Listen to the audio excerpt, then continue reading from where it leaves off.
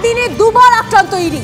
সন্দেশখালীর সরবেরিয়ার পরে বনগাঁতেও কেন্দ্রীয় বাহিনীর জওয়ানদের লক্ষ্য করে পাথর। শঙ্করাজ্য গ্রেপ্তারের পর হামলা কেন্দ্রীয় বাহিনীর জওয়ানদের গাড়িতে।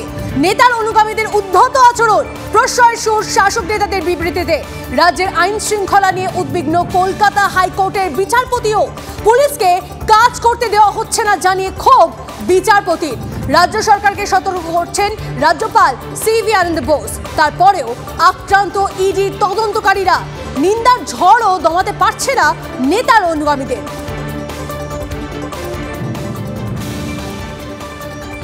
এদিকে বনগাঁতে হামলার মুখে ইডি। হামলার সময় কোথায় ছিল পুলিশ? দরজা তুঙ্গে। দুপুর 12টা থেকে শঙ্কর আর্যর বাড়ির সামনে ছিল পুলিশ, এমনটাই দাবি ইডির। পুলিশকে জানানোর পরও দেখা মিলল না কেন? পুলিশকে জানিয়েও কি তবে লাভ হলো না ইডি? পুলিশ হাজির থাকার পরও আক্রান্ত হতে হলো, কি বলবে প্রশাসন?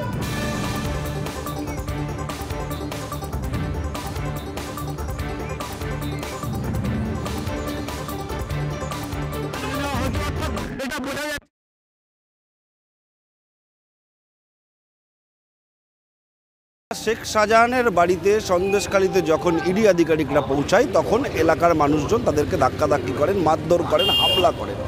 তাতে ইডি আধিকারিকরা কার্যত পিছিয়ে আসেন এবং তারপর একটা তর্ক শুরু হয় যে কেন পুলিশ তাদেরকে সহযোগিতা করেনি। প্রসঙ্গত যে প্রসঙ্গগুলো উঠে আসে সেই প্রসঙ্গগুলোর মধ্যে একটা হচ্ছে যে ইডি আধিকারিকরা কোনোভাবেই রাজ্য পুলিশকে জানিয়ে যায়নি বা জেলা পুলিশকে জানিয়ে যায়নি। এই তর্ক দিনভর চলে। কেউ বলছেন তাদেরকে জানিয়ে যায়নি, আবার বিরোধী দলনেতা থেকে শুরু করে রাজ্যপাল প্রত্যেকেই বলছেন যে কেন পুলিশ সাপোর্ট করলেন না, কেন পুলিশ তাদেরকে সহযোগিতা করতে বাঁচিয়ে আসলেন না। প্রসঙ্গত এইরকম তর্ক যখন চলছে তখন বনগাঁয় যখন শঙ্কর আড্ডার বাড়িতে ইডি আধিকারিকরা একই সঙ্গে ঢুকেছিল, দুপুরবেলা হঠাৎ পুলিশের আগমন হয়। পুলিশের তরফ থেকে সারাদিন শঙ্কর আড্ডার বাড়ির ওখানে যাতে কোনো অপ্রীতিকর ঘটনা না ঘটে সেই জন্য পুলিশ উপস্থিত ছিল। কিন্তু রাত্রির বেলা যখন শঙ্কর আড্ডকে গ্রেপ্তার করে নিয়ে যাওয়া হচ্ছিল ঠিক সেই সময় কোনো রকমভাবেই পুলিশের উপস্থিতি লক্ষ্য করা যায়নি। পুলিশ থাকলেও তাদেরকে ওই এলাকাতে লক্ষ্য করা যায়নি। শঙ্কর আড্ডকে যখন গাড়ি থেকে তুলে নিয়ে যাওয়া হচ্ছে তখন শঙ্কর আড্ডের অনুগামীরা তারা কেন্দ্রীয় বাহিনীর ওপরে হামলা চালায়। কেন্দ্রীয় বাহিনীর গাড়িতে লক্ষ্য করে ইট ছুঁড়ে মারে এবং একই রকমভাবে গালিগালাজ করতে থাকে। রাত না হলে হয়তো আরও অনেক মানুষ আসতে পারতেন এবং কেন্দ্রীয় বাহিনীর ওপরে ইডি আধিকারিকদের ওপরে হামলা আরও বাড়তে পারত, যদিও তা নিয়ন্ত্রণ করেন কেন্দ্রীয় বাহিনী লাঠিচার্জ করে। এখন প্রশ্ন হচ্ছে যে পুলিশ বলছে তারা জানেন না, তাদেরকে ইনফর্ম করা হয়নি, সেই পুলিশ দুপুরবেলা শঙ্কর আড্ডার বাড়িতে কেন পৌঁছে গেল? আবার যদি পৌঁছেই গেল তাহলে রাত্রিবেলা যখন শঙ্কর আড্ডাকে গ্রেপ্তার করা হচ্ছিল সেই সময় একই সঙ্গে যখন বিক্ষোভ দেখাচ্ছিল শঙ্কর আড্ডার অনুগামীরা, তাদেরকে কেন আলাদা করে সেফগার্ড করা হলো না? পুলিশ তখন কোথায় গেল?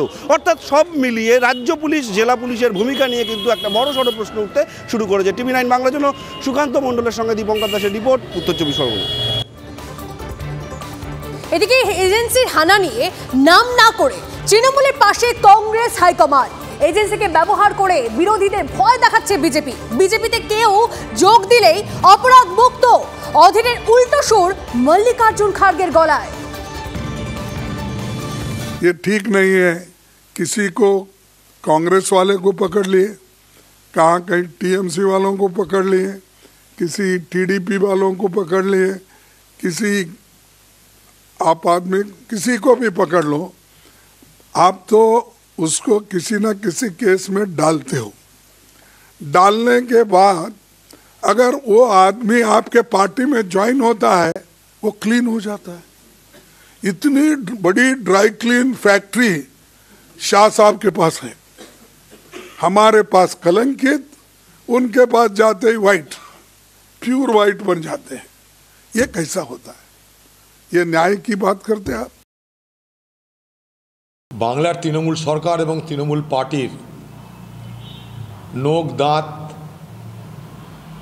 ক্রমশ প্রকাশ পাচ্ছে। আইনি মোকাবিলা করার ক্ষমতা যাদের থাকে না, যারা দুর্বল, যারা জানে যে তারা অপরাধী, তাই অপরাধকে ধামাচাপা দেওয়ার জন্য তারা হিংসার আশ্রয় নিয়ে থাকে।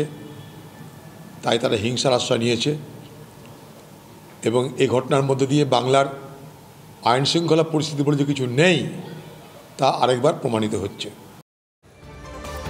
দেখুন, রেশন দুর্নীতির তদন্তে গিয়ে আক্রান্ত ইডি আধিকারিকরা। মুখ্যমন্ত্রী চুপ কেন, এই প্রশ্ন বিরোধীদের। মমতার নিশ্চুপতা স্পষ্ট করছে যা কিছু ঘটেছে তার শাসক দলের প্রত্যক্ষ ও পরোক্ষ সমর্থনে। এই অভিযোগ কার? এই অভিযোগ অধীর চৌধুরীর। যারা গণতন্ত্রকে ধ্বংস করছে মুখ্যমন্ত্রী তাদের পাহারাদার, এই খোঁচা রুদ্রনীল ঘোষের। বাংলার যিনি মুখ্যমন্ত্রী নিশ্চুপ, যেটাকে আমরা বলতে পারি ডিফেন্ডিং সাইলেন্স, বাংলার মুখ্যমন্ত্রীর এই নিশ্চুপতা এটাই স্পষ্ট করছে যে বাংলায় যা কিছু ঘটেছে, যাদের সমর্থন প্রত্যক্ষ পরোক্ষ তারা বাংলার শাসক দল, এবং শাসক দল কখনো পুলিশের মদদ ছাড়া কাজ করতে পারে না। আর পুলিশের দায়িত্বে যিনি আছেন বাংলার মুখ্যমন্ত্রী, প্রত্যেক মুহূর্তে হাতাখুন্তি নিয়ে মা মাসিমারা রাস্তায় নামবেন। তো এই যে প্ররোচনাগুলো, যারা মানুষকে লুট করছে, লুটের ভাগ নিজেরা ভাগ করছে, সেটা দলীয়ভাবে, এবং সেটাকে স্বয়ং মুখ্যমন্ত্রী তথা পুলিশ মন্ত্রী মমতা বন্দ্যোপাধ্যায় এই বিষয়ে চুপ, যিনি নিজেকে পাহারাদার বলেন ঘোষণা করে এবং বলেন যে আমি সব জানি। অবশ্যই তিনি লুম্পেনদের পাহারাদার, যারা গণতন্ত্র ধ্বংস করছে তিনি তাদের পাহারাদার প্রমাণ করে দিচ্ছেন বারবার।